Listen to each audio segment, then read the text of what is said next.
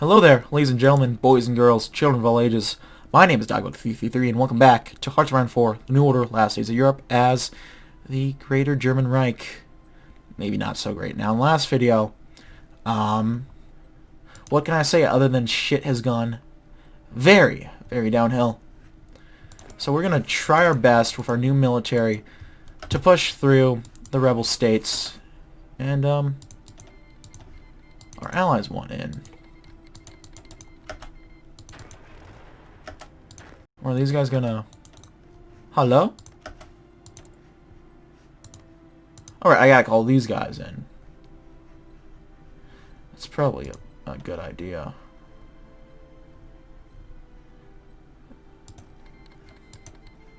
There we go. Okay, now we move.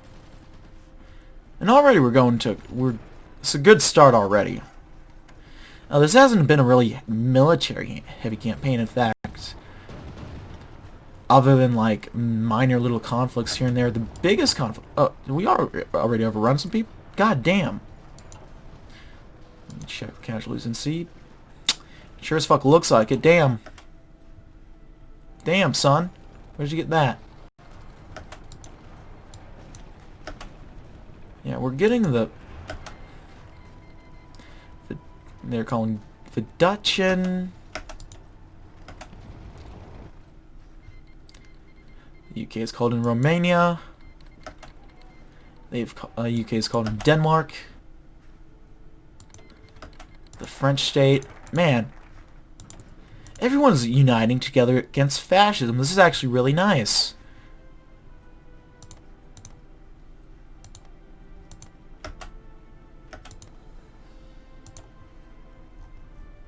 Well, sort of. I mean, I'll call everyone in. We got a new focus. Let's go ahead with the plan going forward. Ludwig Erhard is nothing short of a genius. Without his feverish laboring and planning, our economy would be half of what it is today. Our miraculous growth is a testament to his brilliance. Erhard's economics is also what is currently killing the economy that we've worked so hard to build up since our civil war. Oh no. It is clear that we need to change the course and come up with some kind of solution. The question is, what do we do? What changes now? Okay, so these guys...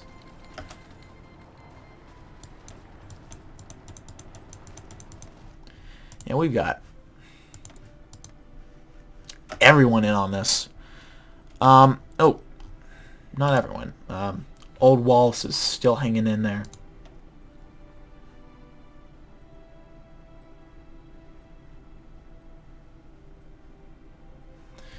But, yeah, needless to say, we're making good progress. This, I doubt they'll hold that long, but this is good. This will at least open up another front. At the very least, while we can push in. Probably with some Volgestadt. As soon as they very least distracting these guys, and we can focus in from here.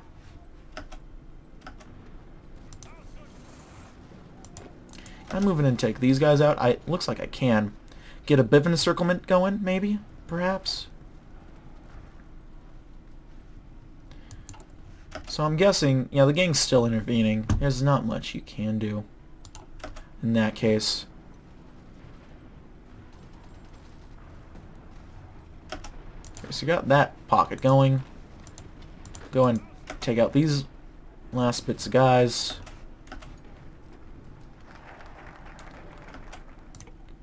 Plan going forward. And then we don't have much other than, you know, this.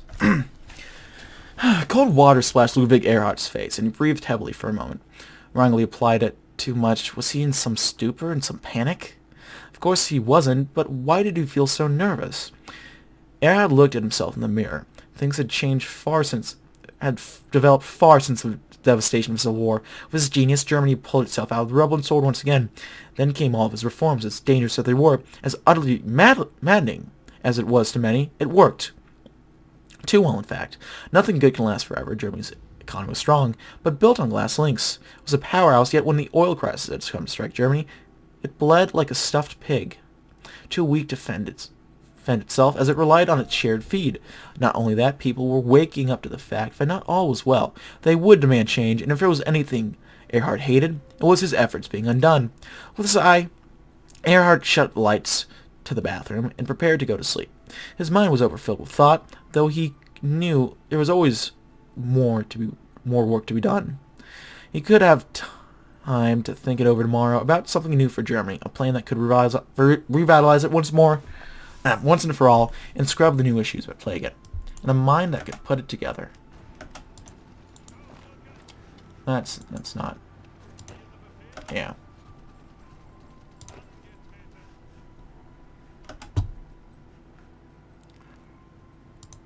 Oh. I think these guys should be more aggressive. Right, it's right here.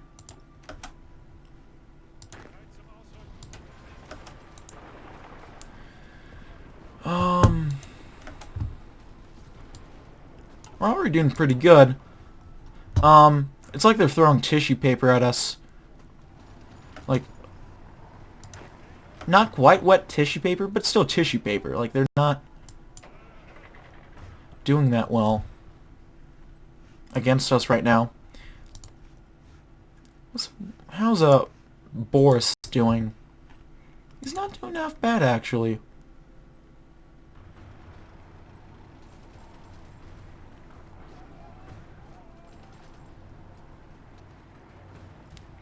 Yeah, we're overrunning people. Very nice. Oh, no, you keep doing that. You stop them there.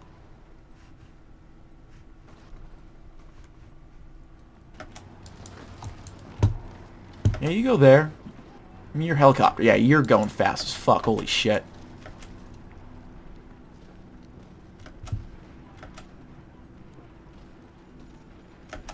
These attack choppers are insane.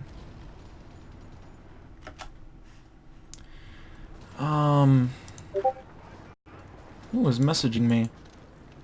I want to check, but I can't really, because I'm beating these Nazi fucks right back. Oh, the Brits are coming!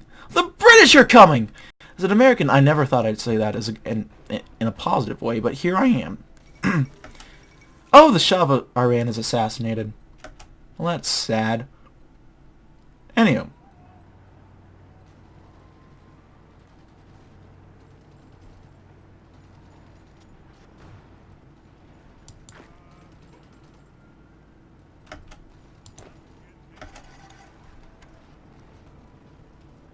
And we're just killing it right now.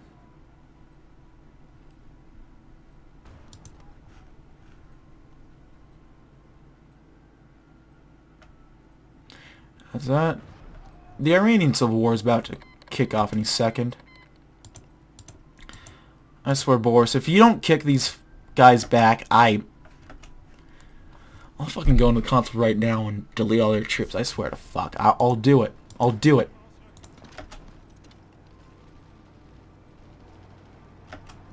Okay, you hold back. War is hell indeed. That's actually not very good. Yep. You have to. New decisions are available. So it actually kind of matters what we do here.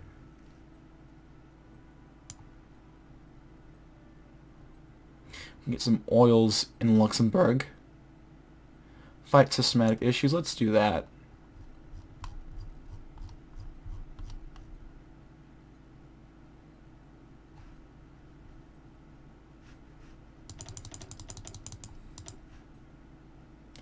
Let's sabotage the enemy. That's always fun.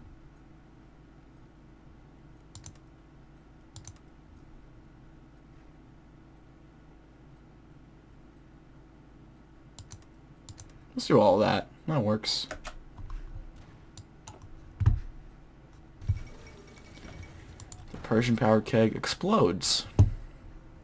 If I'm not mistaken, yeah, all of these groups start off just at war with the imperialists. Oh, they got a queen. Okay. Oh, it's just a region. Never mind.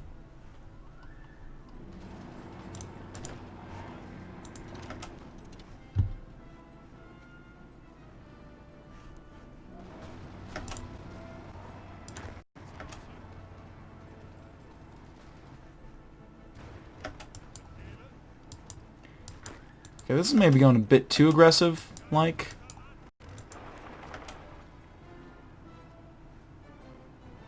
I mean, arguably, because, I mean, they're... Yeah, never mind, we're good. We're pretty good, I'd say.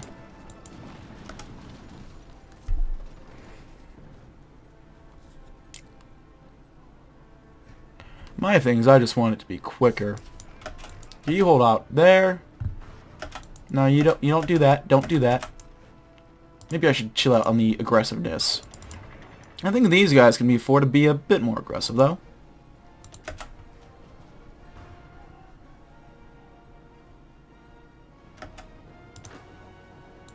Yeah, just pin them down and fuck them up.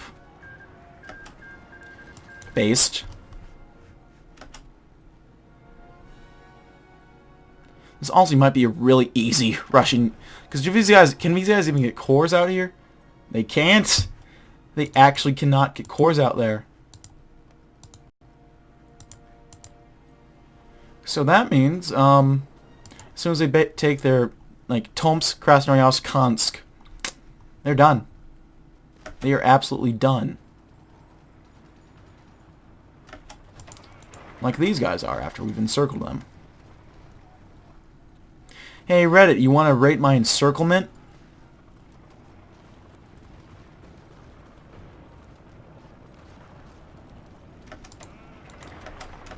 Oh, let me screenshot this and post it to Reddit.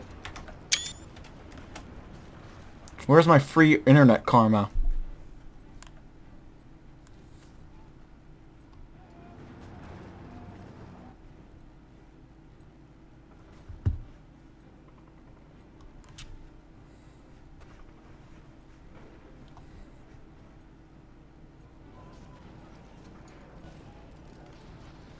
Well, the Marines are putting up a pretty valiant effort, actually. So props to them.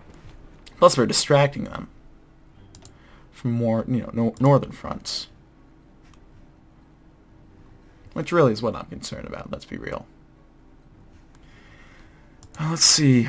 We lost almost 250,000. And they have lost upwards of 700,000 men. 250,000 versus 750,000. Yeah. It's not really comparative right now.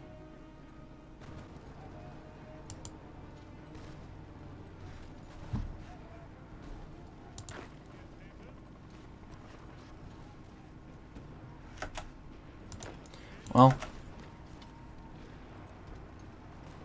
we'll keep on pushing. Keep on fighting. Liberating Ukraine? Kind of. It's like that one meme, like, oh, you freed us. And I was like, not freed. More like, under new management. It's like that. Oh, Margie, I love ya. Margaret Thatcher coming in clutch.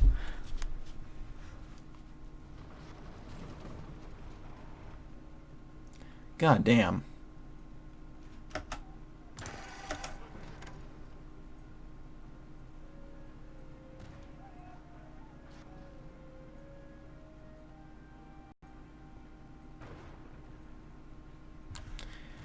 Whew.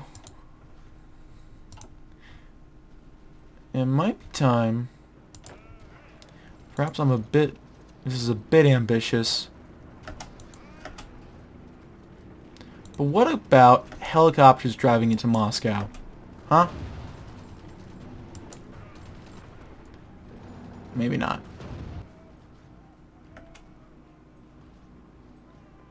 But we're about to go for a nasty encirclement around Moscow.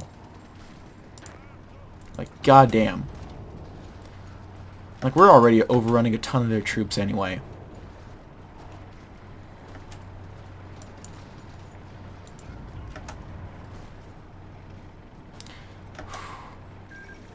Yep.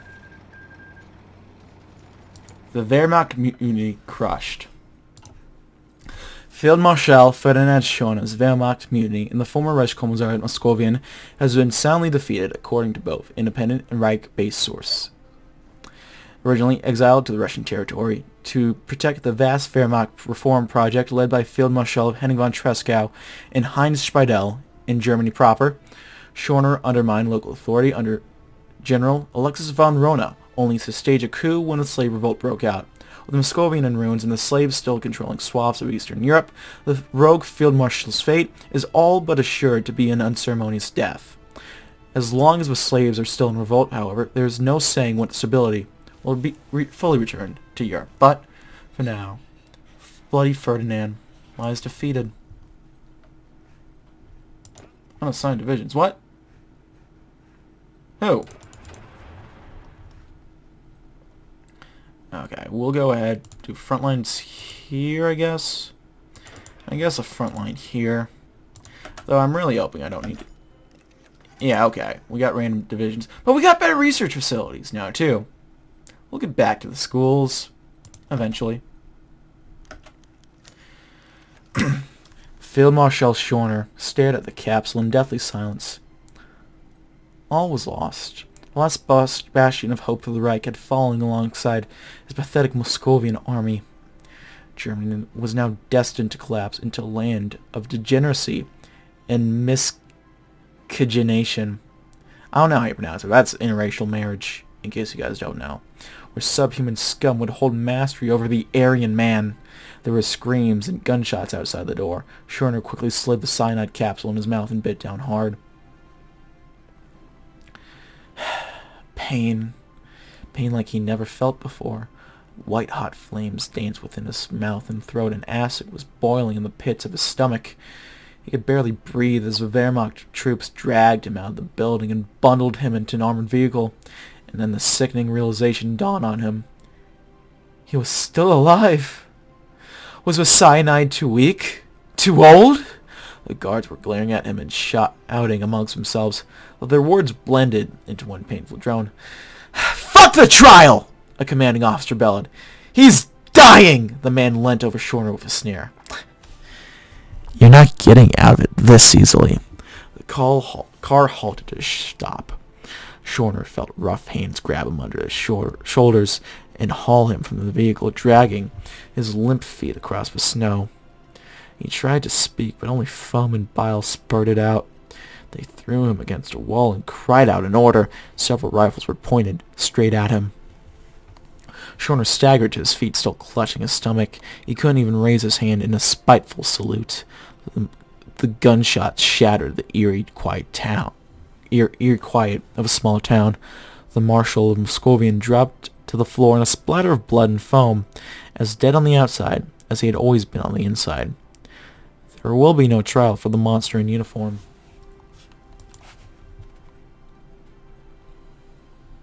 Get fucked. Let's see. We'll do shipments. This is probably going to end horribly, I can tell you that much, but... Oh, we have to send volunteers? Okay.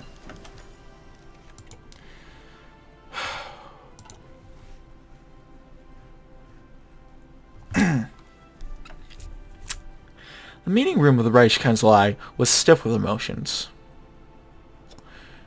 Albert Speer sat in the front, and his hands were pressed tightly together, while his teeth grinded endlessly. The other five, the gang and Heinz Speidel, were mainly the ones convening with each other. All of them, however, and especially Schmidt, could still feel the rage emanating from the Führer, who hadn't spoken a word since the meeting. Kissinger cut the silence. "Speidel, you're saying we remain quiet?" The general nodded. "Right, and the hope is, in doing so, is that the slaves will eventually reach out to us, seeing as how we will not plan any moves of our own." "If I may," Erhard cut in, "shouldn't we move our troops away from the border, just to let them know that we don't mean them any harm?" The moment he was done, his eyes flickered to the Führer, who began speaking as soon as Erhard bit the cigar between his teeth. "And let the bandits move in and purge our German settlers!" he shouted. The rest stared in silence. "Ridiculous! This is sheer insanity! They can't even control themselves to act peacefully." let alone we decide to give them so much trust that they do not deserve. Nobody spoke for the next few seconds, and Speer's eyes settled from one person to another, then sat back, and back again, and his trembling hands scratched the table idly. What are you looking at me for? Come on, speak! Pretend I am not here! The Bolsheviks, all of you! Speidel decided to return his look to Kissinger and speak on his own behalf. Do you agree, then? If they begin to leverage diplomacy on their own terms, we could start things off strongly with them, and use that to our advantage. Kissinger reluctantly shrugged. Let the waiting game begin, then. All we can do now is wait. Ah! Do we have any mountaineers? Not quite. Another Panzer Division would be Wunderbar. Another Panzer Division, Wunderbar. This I don't need. This I could use.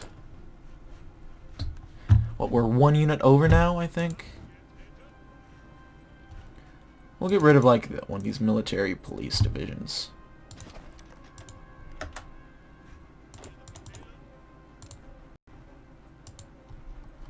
Oh, hey, you're the guy who's,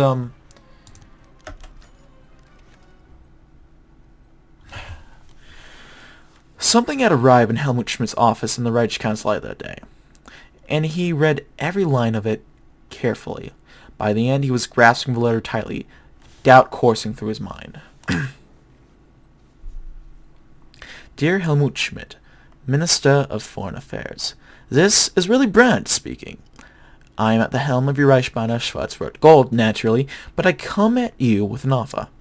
Your government has been deathly silent as of recently, and is slowly beginning to unnerve the army of free Europe.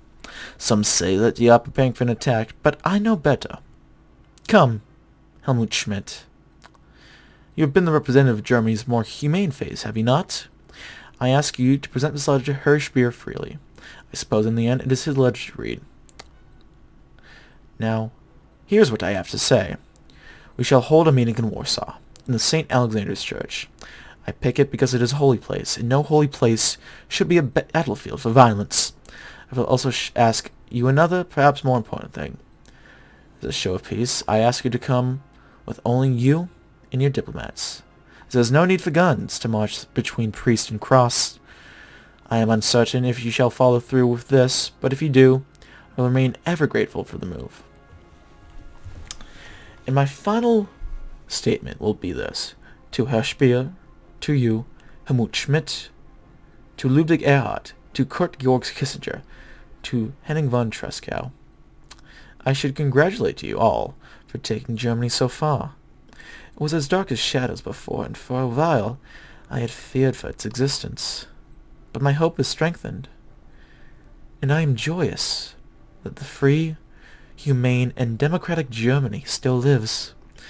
Thank you for your cooperation. And if all goes well, I shall be seeing you soon. Willy Brandt. There was no time to ponder. Schmidt had to choose. Ooh. Now's the moment to strike. Come bearing no arms. So, this allows us to negotiate without Speer's oversight. That's because we have the Reformist oversight. So, yeah, if I can find the thing. Since we have a reformist outlook, an overwhelming reformist outlook, actually, we're able to go for, I guess, the happy ending, or one of the happy endings, depending on what we do. I guess I'll save real quick. Here's one of my old saves, when I thought that this would be over. Slave choice. I don't know if I'll come back. I might do it in my own time just to see the possibility of it, but now's the moment to strike. Come bearing no arms.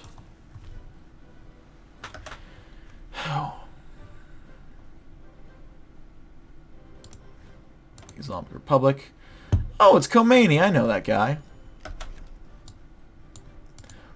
Shadam, a Democratic Republic, a Socialist Federation,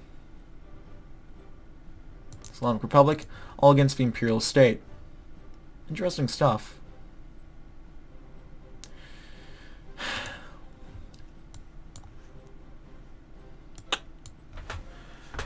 When Helmut Schmidt stepped through the door into St. Alexander's Church, he felt himself enter another world. Something about the air was not oppressive and dreadful one he could feel outside. It did not echo the cry of slaves, the breaking of chains, none such thing. It was as if Schmidt was thrown into a different universe altogether, where none of this madness was forced to happen. There were only 4 faces that he saw. The only one he could recognize by face was Willy Brandt, but he could recognize the others by association. One was Karl Josef Wojtkia, a Catholic priest who Schmidt could immediately recognize in his clothing. Another was Vyacheslav Kornilov, though he did not know much of him. And the last was Naditska Troyan, former NKVD agent and assassin of Wilhelm Kuba. He did not like her beliefs, though respected her guts to do such a thing. All of them, however, remained silent as Brandt approached him. Well, if it isn't the famous Helmut Schmidt. With a wide smile, he brought his hand out, and the two gave each other a strong handshake. I take it that you are a bit more sympathetic to our cause than that friend of yours you call her Speer? Schmidt at first bit his tongue. He didn't want to risk saying the wrong thing, but then he realized where exactly he was. Friend. It is not exactly what I would call him, but that's neither here nor there. It will be a pleasure to negotiate these dealings with you, Brandt. I have much reason to support your cause. I'm going to look up... I know Carol is the Pope John Paul. Vyacheslav... That's not...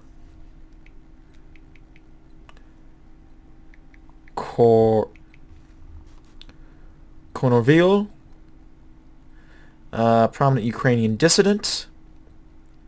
Okay.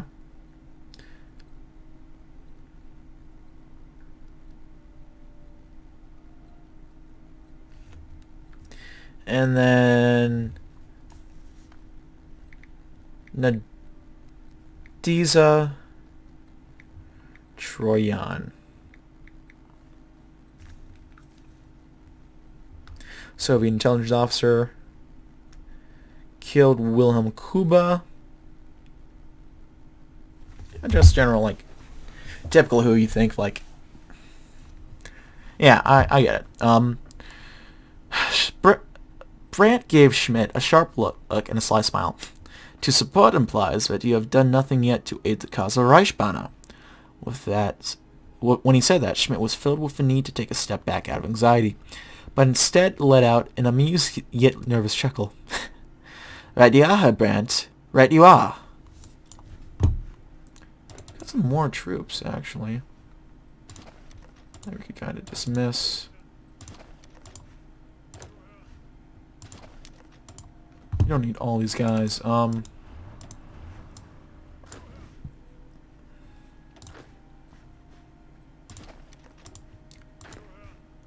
we'll do that.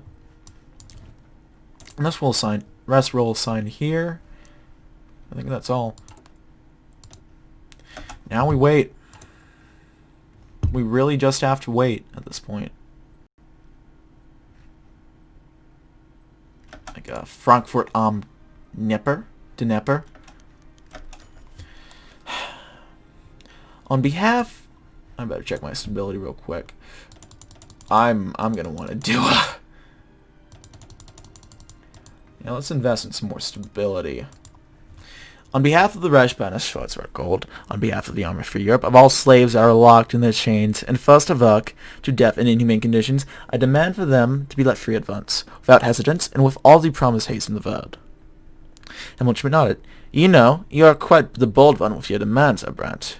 The leader of a slave revolt merely gave a smile. And you're giving me quite the lack of pushback. I would have expected a man of the Reich to be angry at this, but I appreciate this sanity nonetheless. Now, on the matter of the protesters, the freedom fighters in Germany, the brave men and women who wish to only liberate those who deserve not the wanton cruelty of the Reich that has plagued them for decades, I demand that they are let go, to return to their homes in peace, and not for any police force, service or otherwise, detain, harass, or injure them in any way. Nor do I want the military to crack down on them. To Schmidt, this was almost like having a pleasant conversation with a friend. I cannot guarantee their safety, so they will be held to pay if anyone decides to commit violence to them. Brandt gave out a short laugh. Good, good, good. Now's the final demand. He cleared his throat. On the matter of reparations, I demand that Germany begin immediate and extensive reparations to all slaves and their families. They will be compensated in full. I'll do this. It might bite me in the ass in a second, but I'll figure it out. They will be compensated in full. As for the evil that the Reich has brought them, must be cleansed, even if it will take decades for it to rinse away completely. The terms are non-negotiable, Herr Schmidt. Do you agree? Schmidt blinked once or twice at the last man. That would have to put a major strain on Germany's budget, but what right did he have to deny them that? It took him mere seconds to respond. Of course. Okay, so we have no stability. Well,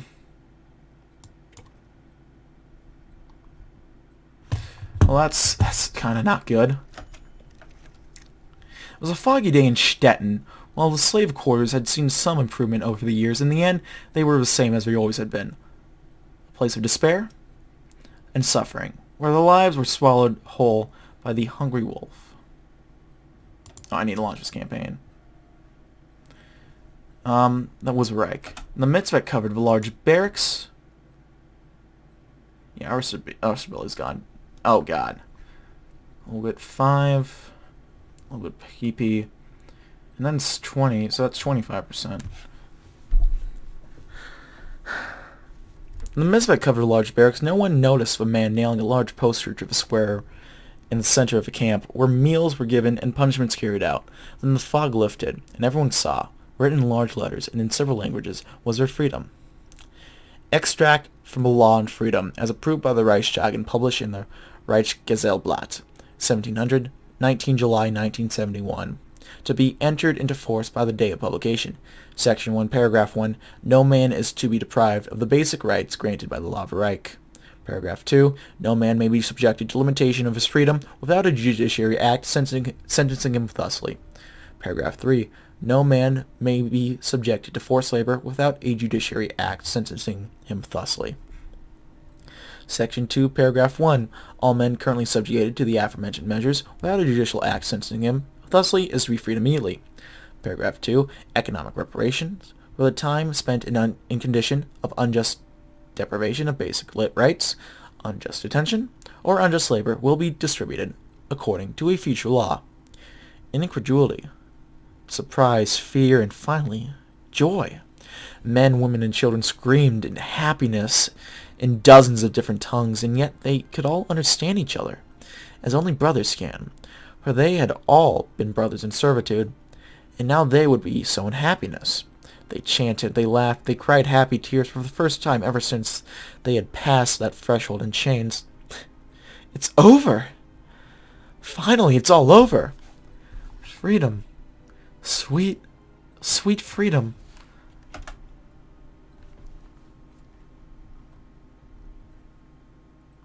What oil surface is? Let's do all that.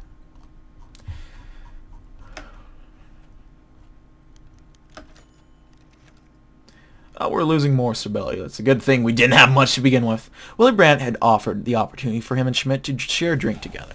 A fine bottle made from Warsaw by free Polish and German hands, but the diplomat had denied. Ah, that's fine. Schmidt had the feeling that he would have pushed the topic further had the priest Karol Josef Wojtyła not chided him about moderation, especially when involved with the future of Europe. Now's the topic, yes? Schmidt nodded. Oh, it's quite simple. the total immediate abolishment of all of the Nuremberg laws. That struck Schmidt as a bullet, but he felt like it was useless to be surprised. As much as I'd love to abolish it all myself, Brandt shook his head. Come now, Schmidt. I can understand your position. I'd love to rip those damn papers up with your own hands. Schmidt felt himself tense up. Without eyes... What? Without eyes and ears to watch them, this sort of open talk made him uncomfortable, and he raised his hands up, which made Brandt stop after a second or two of talking. I will make my decision now, Brandt. There's no need to worry, Schmidt wondered.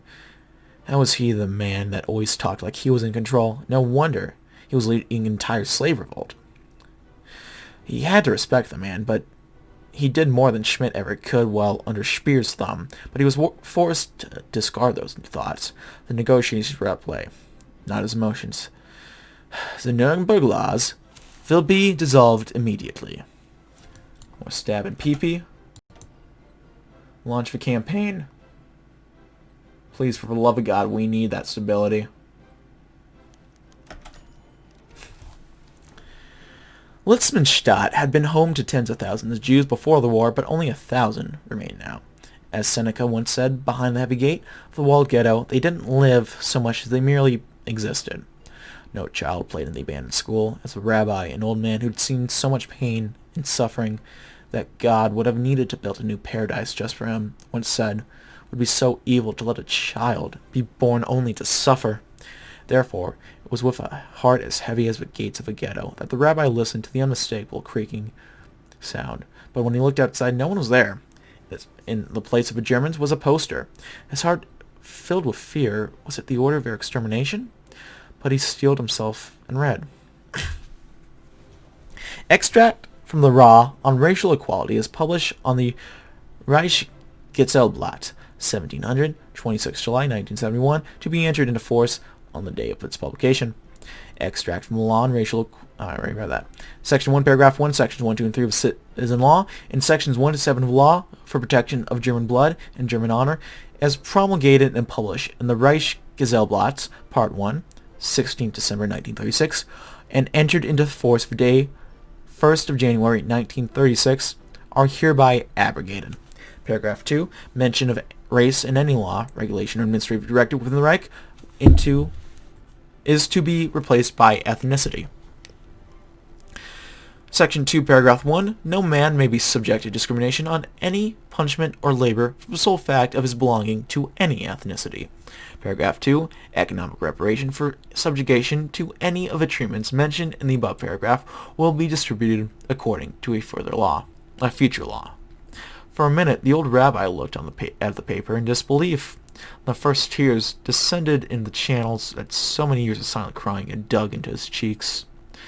Finally, he turned his head to the heavy gates that had been the end of their world for 3 decades, and he saw them open, the first ray of the morning sun carving a path to the exit. He knew it then. He knew how Moses had felt when the waters of the Red Sea had opened before him. He knew now what needed to be done.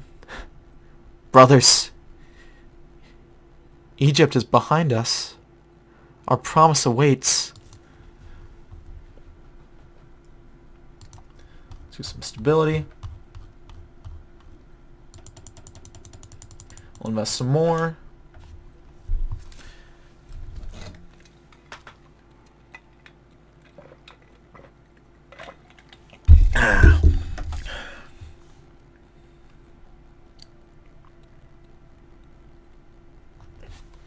This time it wasn't really Brandt that Schmidt talked to, it was with a priest that documented, lightly unfortunately, as all he knew was that he was a worshipper belonging to the Catholic faith, and that his colleagues called him quite a good one at that. Now they were opposing each other on the table that stood in the middle of a church, and the warm graces of a Wojtyla's voice soothed Schmidt's nerves. I am no German, he began, his thick Polish accent rising through the silence, but I'm sure you understand me all the same. Schmidt gave a polite nod and ushered him to continue. Wojtyla gave a light smile. My son, as I am sure you are aware, that there cannot be peace in this Ionats pack of yours, unless its people are allowed to voice their opinions freely. Schmidt pressed his hands together. The worst was out of the way. Now came what he would call the secondary demands, and here he would have to wait whether to hold him back or push in. The priest continued, I merely ask you this. Let them have their voices be heard. Many fight against it. The change that your Reich has brought, not only in Germany, but everywhere else too. I see them fighting for something better. The rest, I'm sure, share my sentiments. The rest, Brandt, Vyacheslav, Nadezhda, all of them nodded silently. Schmidt, meanwhile, sighed. I understand her, Wojtla. I apologize if I'm butchering that. I would love to do this, it's just so much backlash is put at risk. He didn't seem fazed. Come, raise your head up. Schmidt, intentionally not, listened to the man. I trust in you, even if your people have destroyed us so much and for so long. He did not speak at all in a way a diplomat should speak. Schmidt found some comfort in it. You will make the right choice. Now, what do you say, Herr Schmidt? People will be allowed to speak. Our stability is fucked anyway, let's be real. From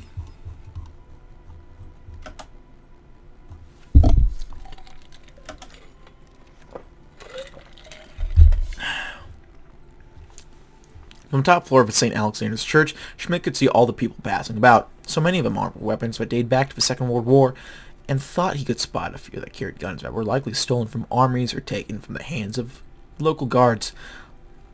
I was watching a ragtag group of rebels rather than anything that resembled a proper army. While so many of them looked sad, bitter, depressed, even. So many were happy, overjoyed, clinking glasses with one another and sitting around and sharing stories, tales, poems, confessions. Schmidt! The slurred voice of Willy Brandt alerted Schmidt to his presence, and he turned his head to see the revolutionary smile tiredly towards him. I'm glad you listened. The shot glass in his hand was unsteady as he dangled it over the edge of a church-topped floor.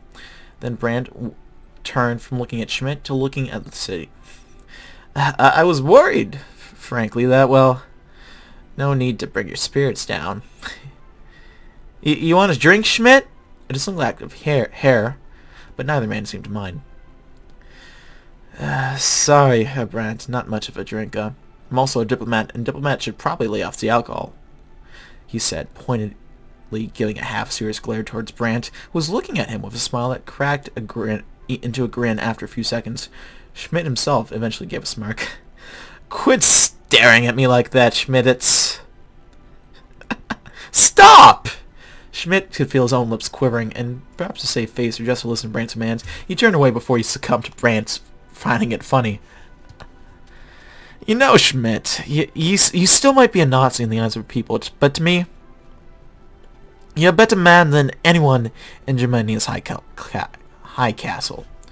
Schmidt suddenly felt a pang of embarrassment. Strong fear and a source of doubt kept pulling at his conscience that he would be cast down into the annals of history as a traitor and a Nazi. Maybe it was true. Maybe, once he'd finally died and fulfilled his role would be that of a forgotten soldier. But if at least one person knew. Just one, then. Do you still have more of that alcohol, Brandt?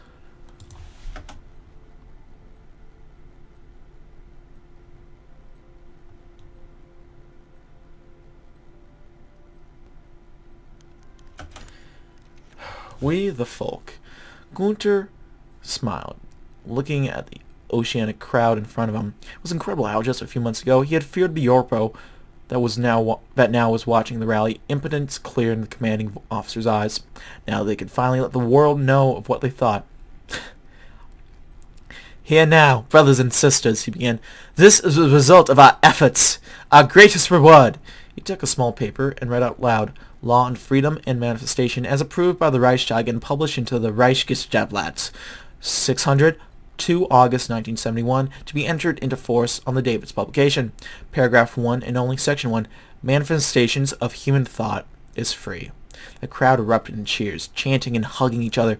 Then Magdalena took the megaphone. For years we have longed for justice, for freedom. Today we fulfill our dream. Today is the day that Germany finds its path towards a new future. A future of justice, of inequality, of freedom and friendship. More than anything, today we began our road to redemption. The crowd could no longer be contained in the square. The roads were filled with cheering people, men and women, young and old. The police managed to keep the people from reaching the outpost stations, causing several wounded, but this didn't change the results. They had been defeated. Perhaps it would take time, but their black uniforms would become a mere reminder of what had been. It would soon fade into the past. The final moments of the rally was when the promoters read the names of those who'd been killed during the past manifestations. Martyrs of freedom, whose names and deeds would never be forgotten. As the sun started disappearing under the line of horizon, the people intoned the last chant. Einigkeit, Reich, Freiheit. How do you say based in German? I kind of skipped over that lesson and... Okay, there we go. That's where it all breaks apart. And that's where the imperial state starts having a shot, right? And we're to low vision. Yep, there goes the alliance.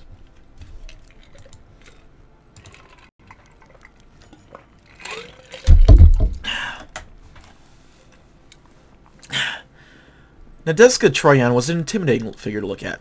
This was a Bolshevik. This was murder of Wilhelm Kuba. This was everything and more the Reich fought against. Of course, Schmidt has his own distaste for whatever information he had found about Bolshevism, though he hadn't been particularly perturbed by the murder. A dead Nazi was not a Nazi worth mourning, especially someone like Kuba. The Gleichleistung, she began, blunt and straight to the point. Your Reich's obsession with control and power over elections and the government. I wish for it to disappear. I do not care for the movements of bourgeois democracy, but it is better if the Nazi scum had contestation for the more redeemable members of Germany's population. Schmidt nodded. He found himself unwilling to speak, but Nadezhda noticed it, giving him a short glare.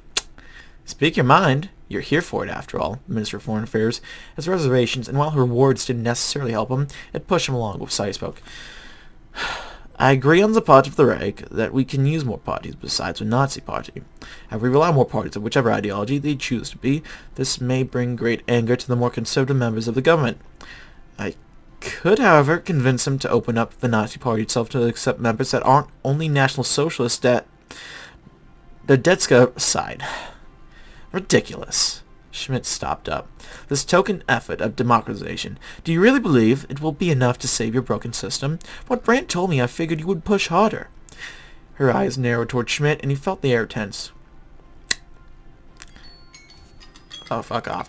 This is gonna be a longer video, I'm realizing. We're gonna go through the negotiations. Do you believe a word you speak German? Or do you believe there may be something better? Go on, Helmut Schmidt. Speak freely. After all, this is not the grounds of the fascist menace. He was silent for the seconds that passed, but he had to choose. Taking a deep breath, he spoke. All right.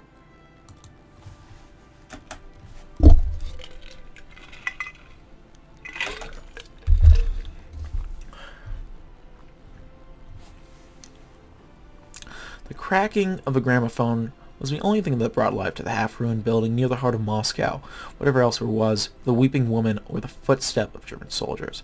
The haunting tune pleased Grigory, though it unnerved Natasha. Sergei Rachmaninoff, he began, looking out the window that was blown in the wall and towards the tank that rolled down the street. Prelude in C-sharp minor? I remember the tune. My father attended in the September of 1892. He found it such an interesting set of notes and tones that I heard it multiple times. I'm surprised that the gramophone has a recording of it. Natasha was cleaning her rifle. She looked younger than him, but not so much so. Looked up to him. I don't wish to be rude, but what happened to your father? The man paused to only listen to sublime developments in music. When the Nazi horde stormed Moscow, he was a private in the Red Army. So much blood in the streets, so many explosions that rocked the city. So much death. Feeling her limbs grow cold, she looked down and pressed the rag against the wood of the rifle harder. I'm sorry for your loss, Did. The Reich bears too. How tempted he was to take a shot at some of the Germans down below. He could sense the music building up. Yet now I hear that there's an army of slaves that march around for their victory, and that they are even gaining ground. His smile was shaky, and his breathing uneven. What a joke. 30 years ago, I watched my home be engulfed by evil. That same evil pretends to make amends with us? The piano overlapped with itself, and Grigori could picture it. Rubble that crushed men and women without care, and soldiers digging shallow ditches and riddling circuses full of holes. Nothing could have been worse. Nothing could have matched the sheer cruelty 30 years ago. Not one thing in the world. And yet, Moscow burns again.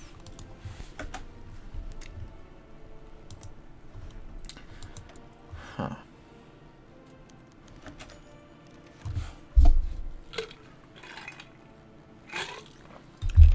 The market square of Cologne was filled, as usual, with people trying to find the best price for something they needed.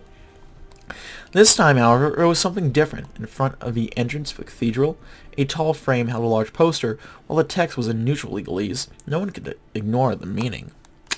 Extract from the law on regional administration, as approved by the Reichstag, and be published in the Reich Gesetzblatts, 1400, 9 August, 1971, to be rendered into force 15 days from its publication.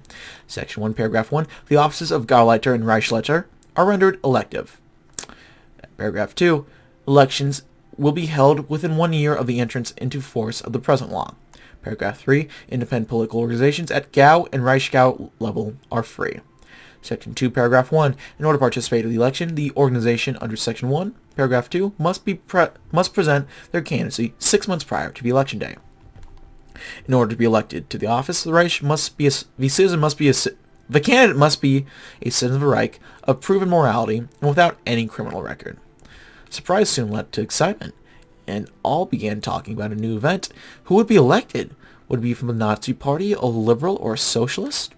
As the chattering kept going on, one could almost have mistaken this for a display of democratic freedom. Don't get too used to it.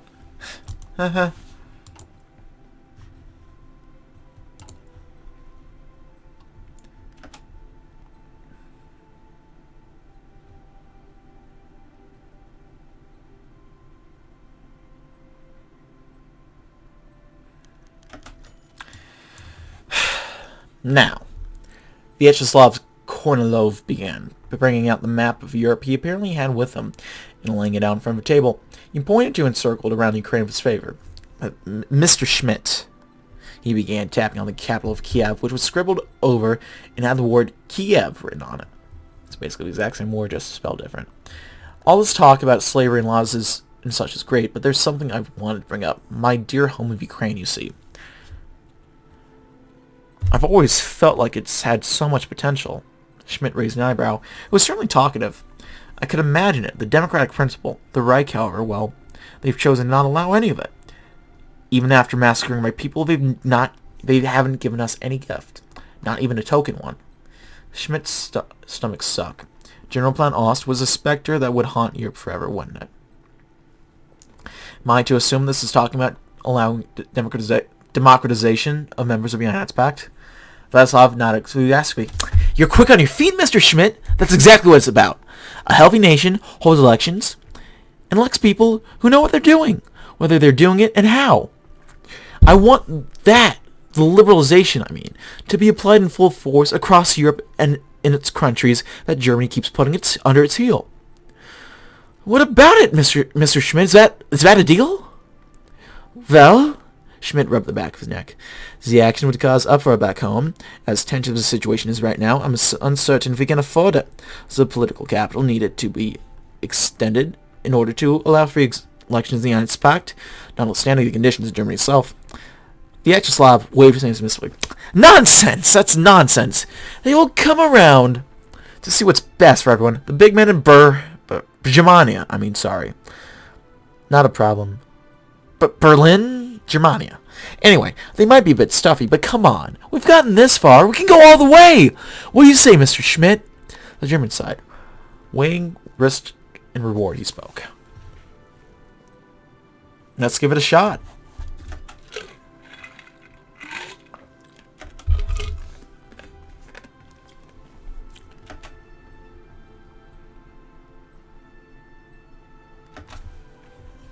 The campaign is launched, right? Whew. How the fuck do I pronounce that?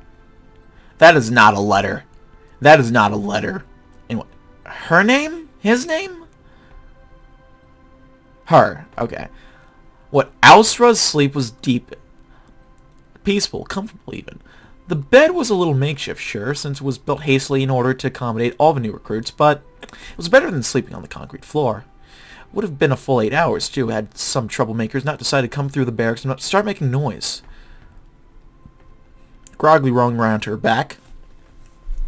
Her eyes slowly opened and her ears attuned themselves back into the land of the living. What she heard was shouting at first, which shot her nerves and made her jump out of bed, eyes wide as she began scrambling for her pistol before realizing that it wasn't a panic shout. It was something else. When she exited her room and went to where she was hearing it, the mess hall became clear. They did it! The Reich banner did it! He, whoever he was, shouted. Standing at the door of the mess hall, she could see that there were a couple dozen soldiers who all paid attention to him. Men and women, I've just been told by someone that Brandt convinced a German bastard to allow elections in Lithuania. Not only that, but everywhere else. We can finally give a damn Nazi boot off our necks. It's not much, but it's a step forward. There was an aura of silence that was suddenly overcame in the room. Everyone, especially Ausra, was processing the words he had just said. Democracy in Europe? What sort of nebulous concept was that? It was silly enough to make Ausra smile in contempt, but when she heard one man clap, another man whistle, and a woman start cheering, another laughing, she instinctively reached to clap her hands together, herself, smile returning from contempt and mockery to a genuine sense of relief. Then she had uttered her first words in that bleak morning. Finally, some good news.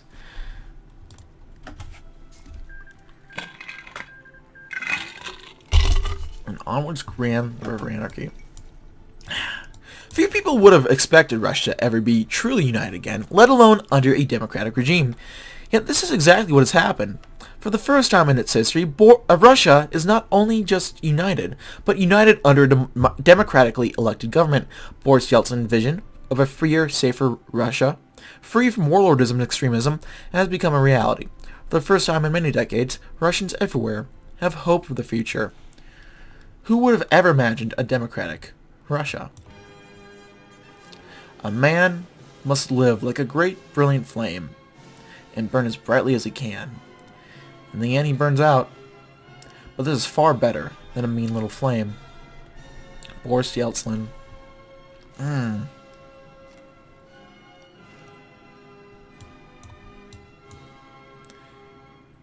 that music is great. I fucking loved that. Wait, I'm not done yet. What? No, I'm not. Thank you for... Yeah, thanks. I'm not done yet. Hold on. Okay, I have an idea. As soon as this happens, we can do token.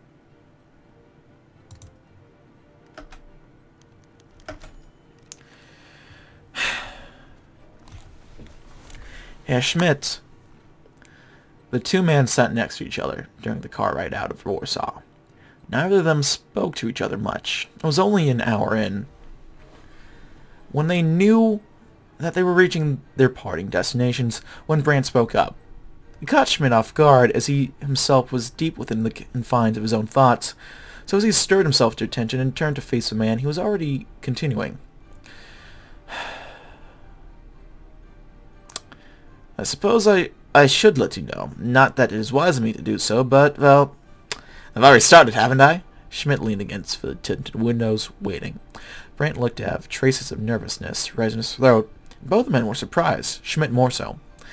I'm going to flee to the U.S. I thought I should let you know. I cannot assist you in Germany or elsewhere. All that would net me would be a hanging. A shame, but at least Reichsbahn has done its duty. Schmidt gave a low, understanding nod. I suppose I can admit something to you, too, my friend. Brandt let out a quiet, amused chuckle at friend. But his frown did not turn up. I don't know what's going to happen. Something tells me that if I come home to Berlin, I will see that Speer has gone truly mad. And that it will all end there. And then it will truly be the last days of Europe. Maybe that's my growing paranoia. Brandt stayed silent for the next few seconds, contemplating his words. Then he spoke. Herr Schmidt, think it over again. Are you so certain that everything you have done is for naught? Schmidt felt the anxiety creep up in his mind. Tell me, Brandt began, his eyes turning to gaze at the other man's words.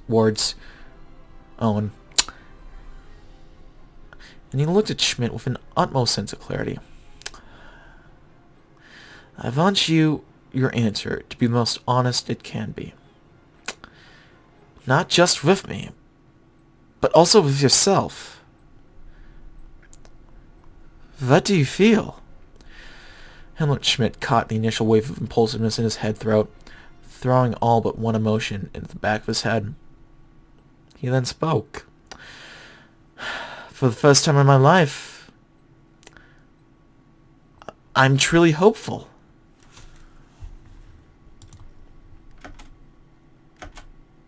We'll do that. Reich collapse is no longer imminent. It might be in a few days, but we'll worry about that in a bit.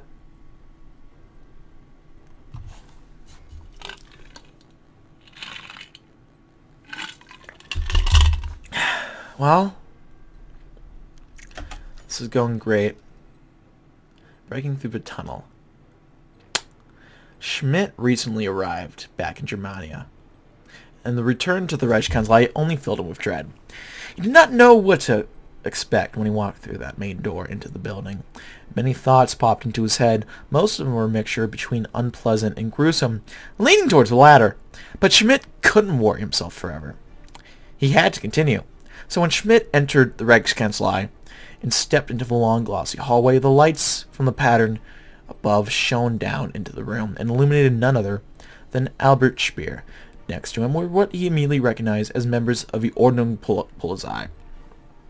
Schmidt almost mistook the skip of his heartbeat as a heart attack. Herr Schmidt? His tone was a casual one, but Schmidt couldn't mistake the intonation. It was as if Speer was the one in control here.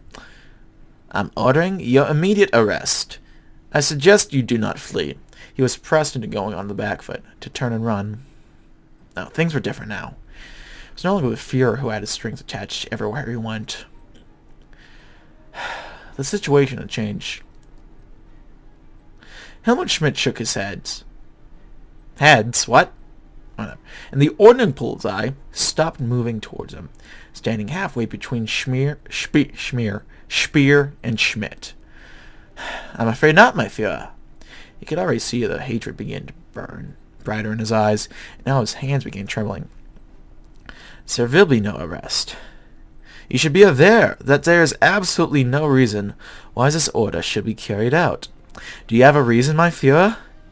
You do not need one to arrest me, but you and I both know that doing so would cause your support to turn on you. Speer's whole body began shaking.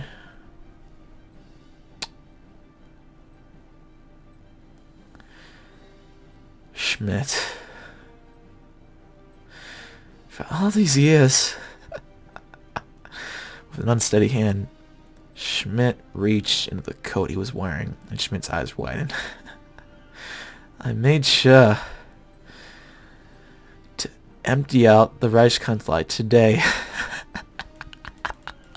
Just no. No! Schmidt shouted, and the ordering Fluzite turned around, themselves spiking in fear as we saw the Führer draw a pistol. Just so I could kill you! Speer!